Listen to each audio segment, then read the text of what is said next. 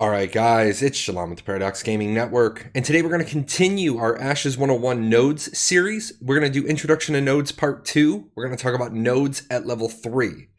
We have had some information in the past about nodes. March was the month of nodes. We got a ton of new information, so I want you to consider this your 2019 update. Before we jump into the video, I want to show you guys Ashes 101 Nodes. The written text guide has been completely redone. That's available at ashes101.com. I'll also put a direct link in the description below. I got about 14 pages of guide there, which is way too much to cover in the video. I don't think anybody wants that. The webpage really functions as the textbook, and the videos, these are kind of the lectures. So what happens at level 3? What is so important about level 3 that I decided to make its own video?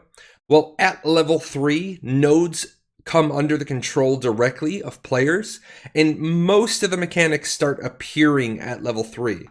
Things such as the government, housing and citizenship, sieges, node-specific special buildings, all those things happen at level 3. We also get the vassal system that comes into play.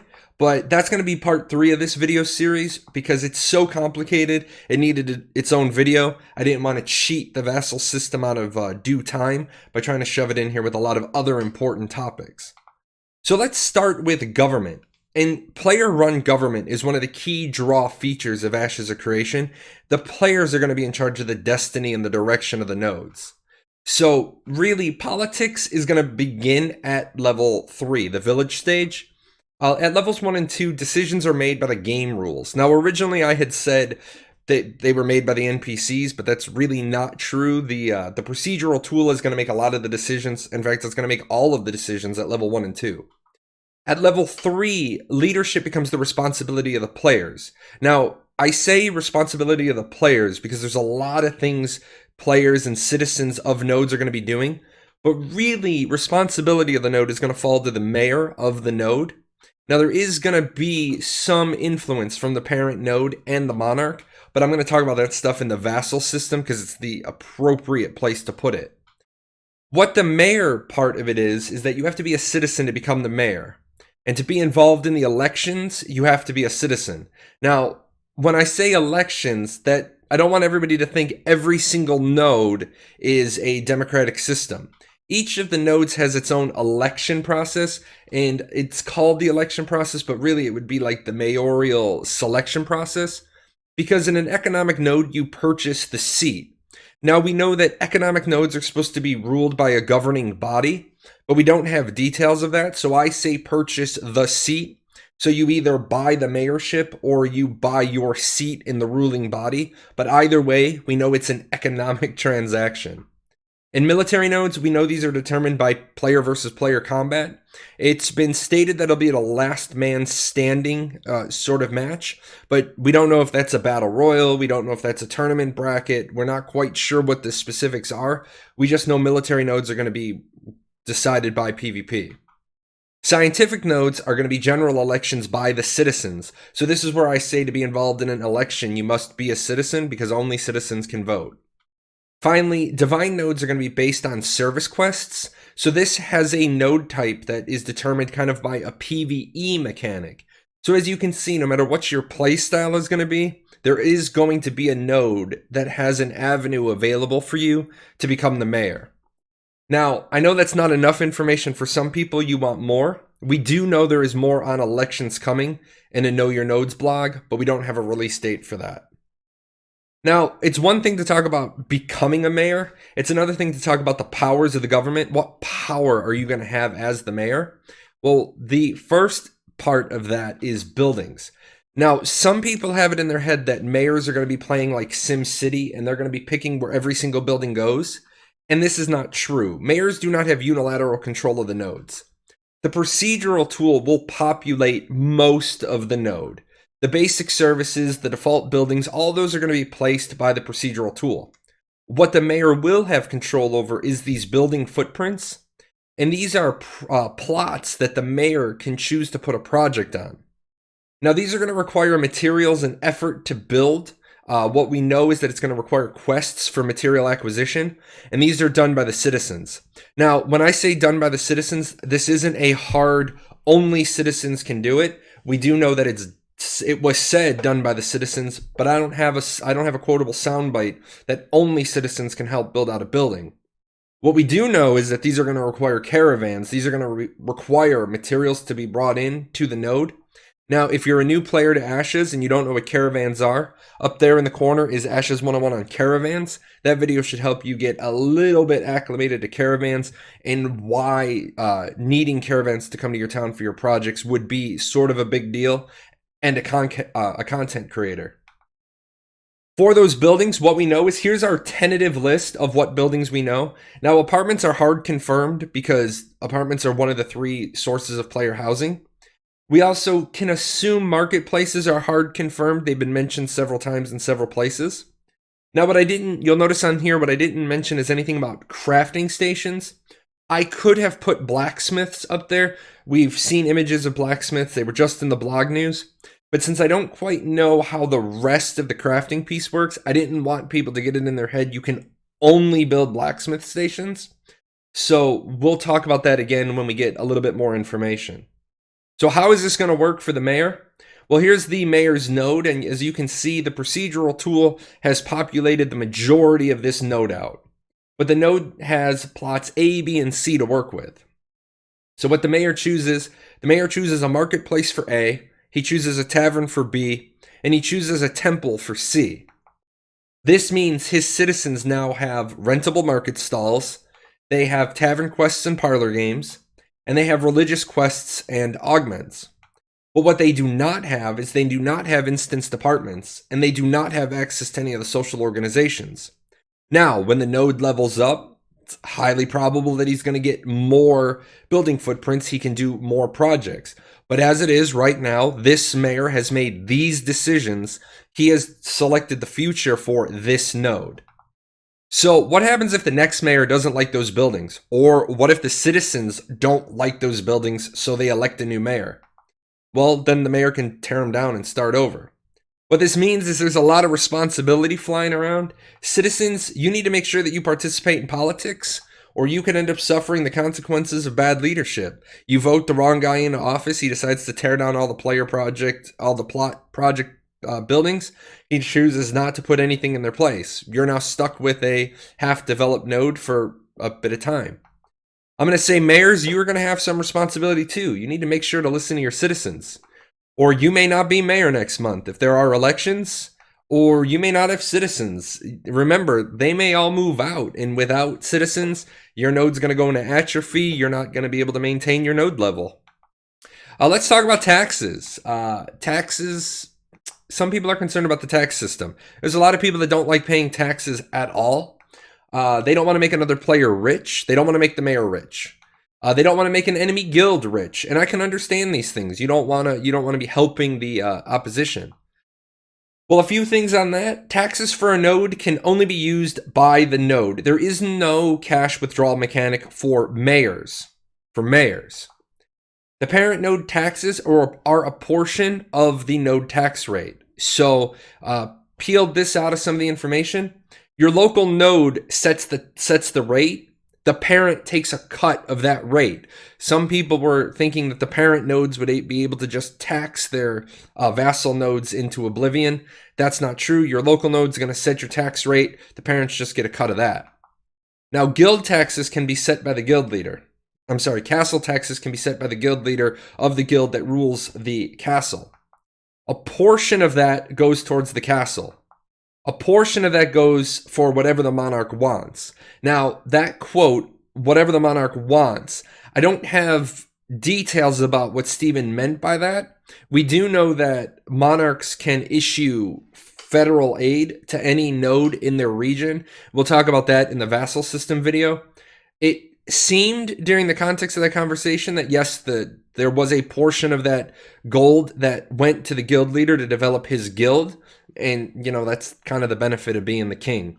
When we have more information about that, I will, of course, present it. Some of the other things that you can do as a mayor, you can declare war on other nodes. I'm going to be talking about wars in length in part 3. You can declare individuals as enemies of the state. We do not have details about this. I love this concept. This is an absolutely amazing concept. If you are known as a PKer, as a griefer, if you're causing lots of issues for people that are running their caravans, the mayor decides, nope, you're persona non grata, you're an enemy of the state. Now, anytime you're in that zone of influence, you're a legal combatant to the citizens of that node. This is an amazing concept, and I can't wait till I talk about it some more. Mayors, you're also going to get to choose the name of the node. It's going to be from a predetermined list. Now, this is something that's a little bit controversial to the player base. People are upset that they're not going to have a say in the name of their nodes. I've offered to collect node names, vet them, make sure there's nothing sinister about them, and submit a whole long list. So if you guys want to pursue that option, we can certainly run that one down. All right, to shift gears a little bit here, we're going to talk about housing and citizenship. First things first, Ashes 101 housing. For full details, it's both a video and a section on the webpage. If you want to check out the video, that one's up there in the upper right-hand corner. I'm not going to go into everything about housing in this video. This one's on nodes, but I will talk about the little bits and pieces. I will say Ashes 101 housing is due for a reboot at the end of the month. April is the month of housing for Intrepid, so we'll probably be getting a lot more information. I will say housing's looking pretty good. Having seen the concept art and played in the Battle Royale, the houses looked really, really good. So if you got any questions, go ahead and ask them. I'll try to get those answered throughout the month. The particulars for how they interact with nodes. Level 3 is when housing opens in the form of in-node housing and freeholds. At level 4, instanced apartments open if the mayor of the node builds them. Now, one thing I do want to highlight a couple of times in this video, instanced apartments can be destroyed during sieges, even if the siege is unsuccessful. This is going to be a key play during some node sieges. Got about 20 minutes left. Pretty certain I'm not going to win the siege. Well, maybe I want to just go destroy the instanced apartments to screw a portion of the citizens that live there. That probably will happen. So start thinking about how you defend against that now. Let's talk about some citizenship particulars. Housing is required to get citizenship. Citizenship is not required to get housing. As a player, you're allowed one house and one apartment per server. You're allowed one freehold on your account across all servers. What this means is that you can put your housing all in one node. You can put it in 2 nodes. You can put it in 3 nodes. You can have it in different regions. You can move your citizenship around. You do not need to be a citizen of anywhere, but you won't get citizenship perks, but you're still going to pay the taxes on your property. Somebody said, well, if I'm not a citizen, I don't pay taxes. Man, that's not true. You pay maintenance taxes for the right to have the property. Changing citizenship does have a 2-week cooldown. Citizenship comes with some benefits. You're going to get access to node buildings. The example is the marketplace. Only citizens can rent market stalls. You're going to get access to node augments, learnable skills from your node. There's still a lot to come on this. Details are deliberately scarce. On the node augments thing, this is not Pokemon. You don't collect them all. You get the augments from the node you are currently a citizen of. If you give up your citizenship in that node and move it somewhere else, you give up your old augments, you pick up your new ones. All right, next up is going to be sieges. And I know you guys are going to laugh about this, but full details on node sieges are in Ashes 101 PvP. And Ashes 101 PvP is due for a reboot. So ask your questions. As you guys ask me questions, it refines the material that I present. So I'll be redoing that video. I probably am going to do the same thing I did with nodes. I'm going to break up the PvP into multiple chunks. But the important part here is once at level 3, nodes can be sieged. This is not going to be cheap. It is said that the resource is going to be similar to what it took to level the node. Now, I want to talk about how node sieges are going to work. First and foremost, you're going to have a declaration time. So depending on the size of the node or the stage of the node, you're going to have to give them advance notice. Also, sieges don't happen 2 days after you declare. Sieges happen 2 days after you declare and then into the prime time window. Steven and Intrepid Studios have been very meticulous about making sure events are going to occur during that server's prime time. So this isn't going to be EVE Online. You're not going to be doing 2 a.m. alarm clock defense operations to make sure your outpost doesn't get destroyed. Your server will have a window for when sieges occur. And this will be specific to your region. So The EU region, its siege time will be its prime time. In North America, the 3 regions in North America, their prime time. Oceanic, their prime time. So this is actually a really smart decision on the part of Intrepid to make sure people who don't have jobs aren't, basically trolling the people who do. Let's talk about what happens if you fail to defend your node. Failure to defend means your node is destroyed. It is gone. You have a metropolis and you fail to defend it. It is now a level 0 node. It is nothingness. It is the wilderness. Now, I know some people are going to say, but no, that's de-leveled or destroyed. Previously, it was de-leveled or destroyed. Now it is all or nothing. If you lose, your node is gone. In fact, it's not even possible to only de-level. It was specifically asked, can we just attack it enough to knock it down one stage? And no, that's not possible. It's all or nothing. I do want to say again, I said I'd say it a couple of times, apartments can be singled out and destroyed. This is going to affect how node sieges work. I can already see huge potential for that being a factor. I do want to mention that all citizens are registered as defenders automatically. You cannot join in an attack against your own node. If you're a citizen of that node, you must at least be registered as a defender. Doesn't mean you have to log in. Doesn't mean you have to show up. Doesn't mean you have to fight. But you are registered as a defender. And freeholds are lootable after a successful siege. Now, there's been some changes about freeholds, and I want to make sure that we talk about those, but we'll get to those in just a second. There are reasons to siege, and I know a lot of people don't understand this. They're constantly saying, why would I ever want to siege a node? It seems expensive. There's no real gain. Grow your node. You have to remove a blocking node. I'm going to go into this a lot more in the vassal system because that's where I talk about wars. But the only way you're going to be able to grow your node is if you remove a blocking node, and war is going to do that. This is going to unlock content. The node is in the way. The way your server is configured, the nodes aren't in the right combination to unlock something. So you need to knock a node down, or you can't build on a coastal node because an inland node is blocking it. You want to unlock a shipyard. You might have to knock down an inland node so that your coastal node grows to the right level. That's just a couple of off the cuff types of content that would get unlocked. Sometimes you're going to siege a node for revenge. I mean, you know that the guild that destroyed your node predominantly lives in that area. You're going to go siege it as revenge. Sometimes you're going to have a border dispute between regions. And now that we know about castle regions, we know that nodes are the pawns in the War of Kings. I'm going to talk about that in part 3 as well. But I see a lot of opportunity for border skirmishes that will keep people pretty busy. And then, of course, it's just something to do. Some men just want to watch the world burn. There are PvP guilds who are going to want to siege nodes just for the sake of sieging nodes. Now, I know a lot of PvEers are going to say, well, that's not fair. I'm going to lose my house. That's going to suck.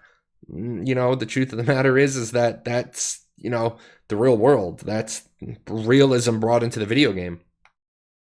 I do want to talk about that freehold status now after a siege. Freehold status after a successful siege. It's a 2-part process. Part 1 is that there's a lootable period. It's roughly 2 hours. People can defend their homes from the looters. That means if you're in the city and you know the city is lost, you and your friends, your guild, your family, your unique private army, you may abandon the defense of the city in order to defend your freehold. Then there's a second part, and this is called the vulnerability period, and I also put grace period because after a successful siege, your freehold is no longer connected to a node. This is roughly 1 week. The freehold can exist without a parent node, but after that week, if it's not under a level 3 zone of influence, it disappears. And the standard freehold destruction rules will apply for when your freehold disappears. Now, I know this is going to confuse a lot of people, so let's break it down graphically. You got your attackers against the village. Your freehold is there. Your freehold is attached to that village. It's inside its zone of influence. I didn't draw the line, but your freehold is there because a local node was high enough level for you to put down a freehold. You see the siege banner is there, and these guys win. They storm through the city. They destroy your node. Now what happens is they're roaming through the countryside and they see a freehold. Well, you obviously don't want to lose your freehold, so you step outside, and luckily you got friends on speed dial, and they show up, and you drive away the people that are trying to loot your freehold. And after 2 hours, the lootable period is over, but now you have a problem.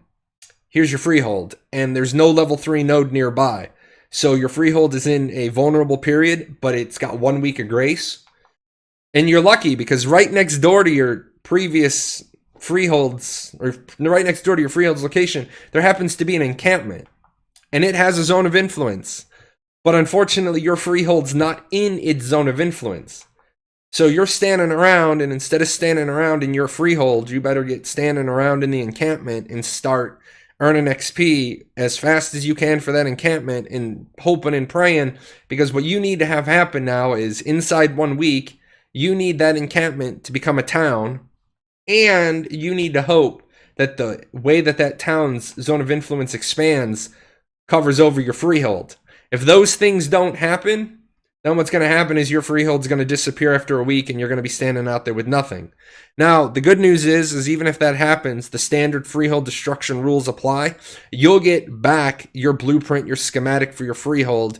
You'll just have to find a new place in the world to put it down, and then rebuild it up and move on from there.